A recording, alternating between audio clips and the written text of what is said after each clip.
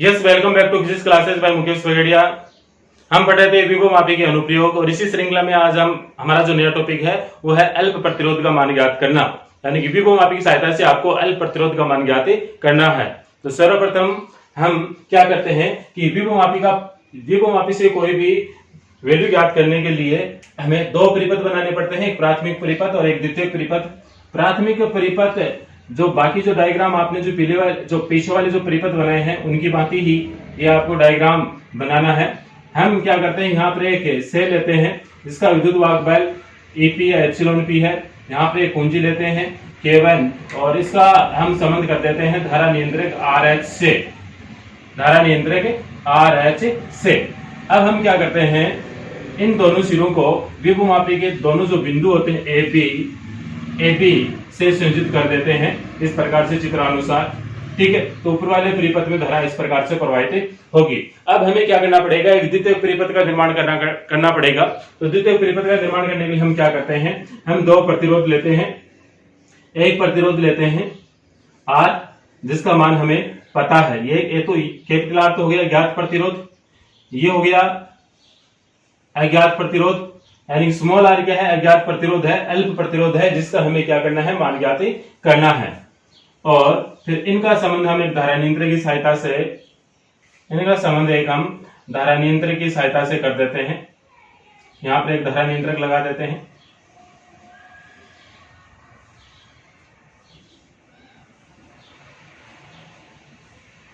ये आपका एक धारा नियंत्रक है। फिर यहाँ पर एक कुंजी से कर देते हैं इसका संबंध। यहाँ पर इस परिपथ में धारा प्रवाहित करने के लिए एक बैटरी को संयोजित कर देते हैं और जिसका विद्युत वाहक बल हम मान लेते हैं एप्सिलॉन, इस प्रकार से। अब हमें धारामापी और विसर्पी कुंजी का भी संयोजन करना है। इसके लिए हम एक द्विमार्गी कुंजी का इस्तेमाल करते हैं। यहाँ पर हमारे पास में एक द्विमार्गी कुंजी है और इसके जो तीनों टर्मिनल में इस प्रकार से रिप्रेजेंट कर रहा हूं। ये टर्मिनल 1 है, 2 है और ये टर्मिनल 3 है।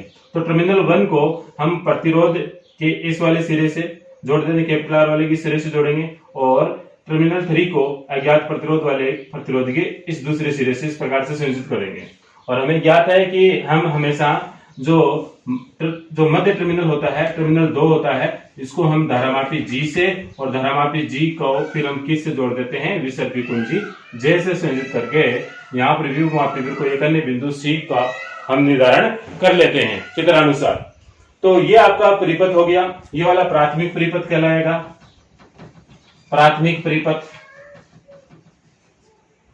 और ये आपका द्वितीयक परिपथ है।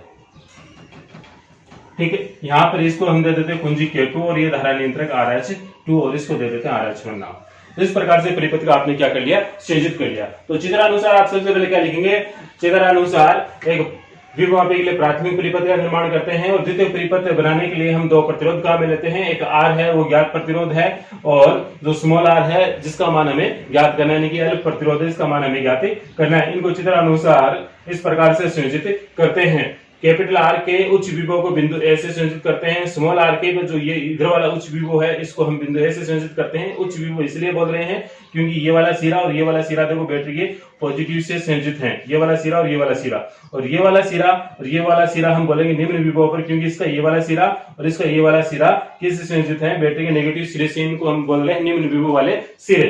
ठीक है, तो इन दोनों प्रतिरोधों जो निम्न विभव वाले सिरे हैं उनको क्रमशः द्विमार्गी कुंजी के टर्मिनल 1 और 3 से संयोजित कर देते हैं, और द्विमार्गी कुंजी के टर्मिनल 2 को धारामापी G से होते हुए विसर्पी कुंजी J से संयोजित करके इस प्रकार से द्वितीय परिपथ का निर्माण करते हैं। इसमें कोई ज्यादा बड़ी बातें नहीं है, जैसे आपको ये डायग्राम दिख रहा है वैसे आपको लैंग्वेज लिखनी है, और ये लैंग्वेज आप अपनी स्वयं की भाषा में भी लिख सकते हैं। ठीक है, अब हम बात करते हैं कार्यविधि की, किस प्रकार से इस पर वर्किंग करेंगे। वर्किंग क्या है इसकी, कार्यविधि क्या है। तो कार्यविधि इंपॉर्टेंट होती है, कार्यविधि इसकी इंपॉर्टेंट होती है।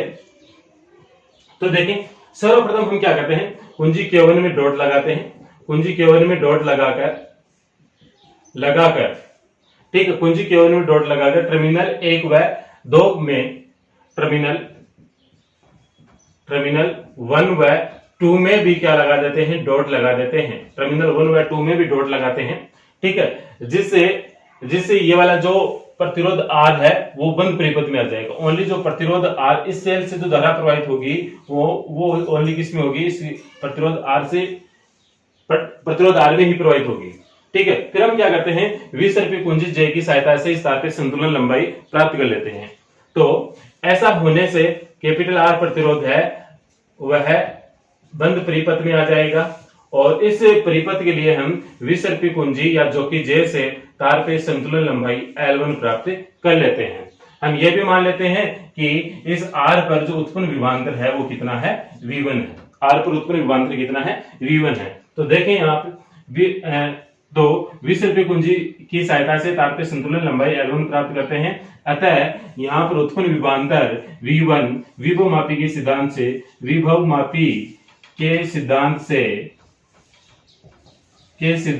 से क्या लिख सकते हैं, V1 is equal to XL1, यानी संतुलन लंबाई जो प्राप्त हुई उसको हम नाम दे रहे हैं L1 दे रहे हैं। फिर हम क्या करते हैं, अब टर्मिनल 1 व 2 से डॉट को हटाकर, यानी कि डॉट को हटाकर टर्मिनल 2 व 3 के मध्य लगा देते हैं।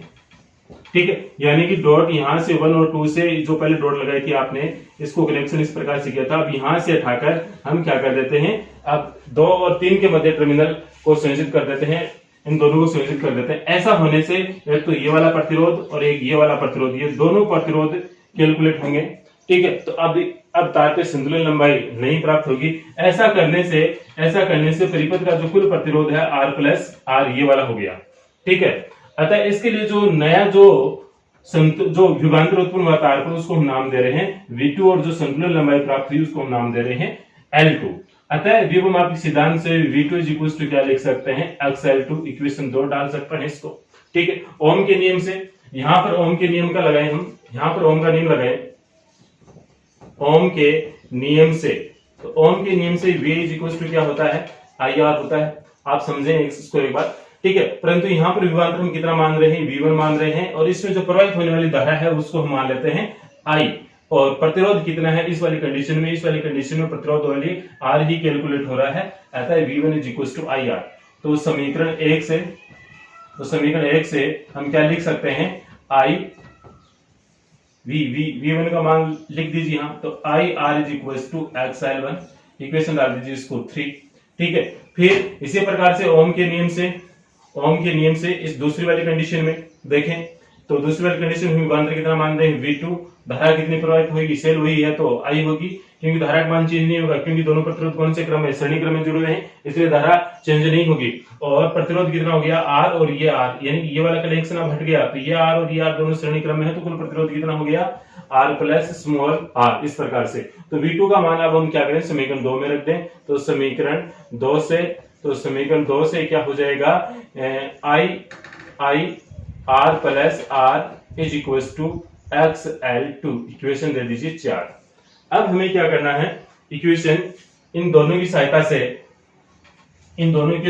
से हमें स्मॉल r का मान ज्ञात करना है, क्योंकि हमारे पास में जो स्मॉल r है वही अलग प्रतिरोध है, यही अज्ञात प्रतिरोध है, इसी का ही हमें मान ज्ञात करना है। कैपिटल R का मान हमें मालूम है कि ये जो हम कैपिटल R जो लगाते हैं प्रतिरोध, वो अपनी इच्छा के अनुसार लगाते हैं। ठीक है, तो समीकरण 3 व 4 से, तो या फिर ऐसे भी लिख सकते हैं, समीकरण 4 में 3 का भाग देने पर, यानी कि इसको डिवाइड करने पर, तो डिवाइड करने पर क्या हो गया, I R plus R is equal to XL2 upon I R is equal to XL1, इस प्रकार से। ठीक है, I से I कैंसिल हो गया, X से X कैंसिल हो गया, तो R plus R upon R is equal to L2 upon L1, यानी कि इसको इस प्रकार से भी लिख सकते हैं, यानी कि R upon R plus R upon R is equal to L2 upon L1, R से R cancel, 1 plus R upon R, इस प्रकार से L2 अपॉन L1।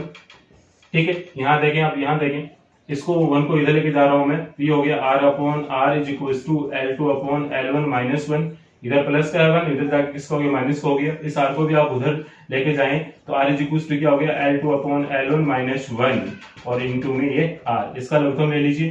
तो लघुत्तम लेने के पश्चात क्या हो गया, ये R is equal to L2 minus L1 upon L1 और गुणा में R।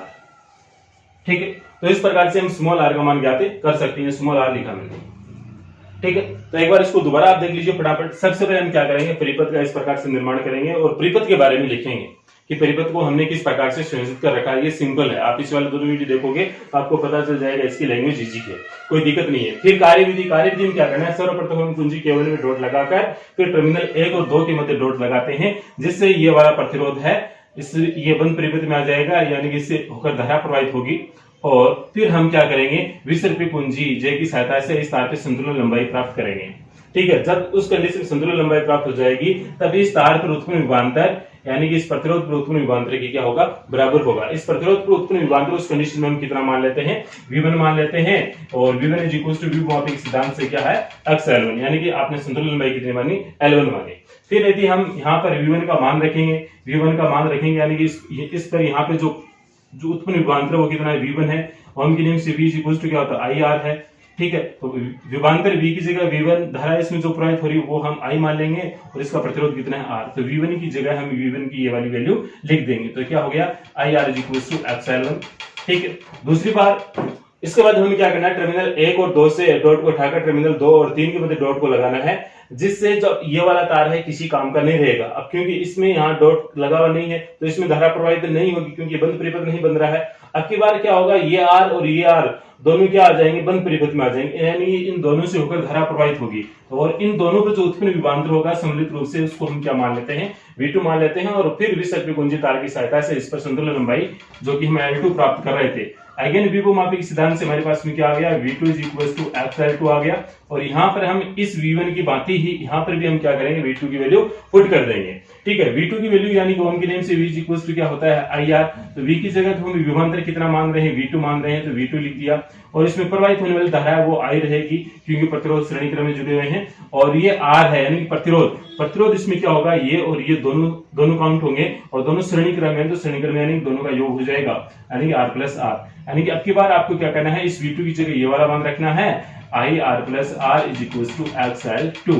फिर इस समीकरण का भाग देकर आपको स्मॉल r का मान ज्ञात करना है। आपको टारगेट क्या करना है, स्मॉल r को ही टारगेट करना है। बस इस वीडियो में इतना ही है, और यदि आपको इस लेक्चर के यदि नोट्स हैं तो आप मेरे व्हाट्सएप नंबर पे आप मुझे मैसेज कर सकते हैं कि सर इस टॉपिक के हमें नोट्स भेजिए। ठीक है, और अदरवाइज आप बुक से भी इसको देख सकते हैं, कोई ज्यादा दिक्कत नहीं होगी आपको। ठीक है, और वीडियो देखने के लिए थैंक यू, और इस वीडियो में बस इतना ही।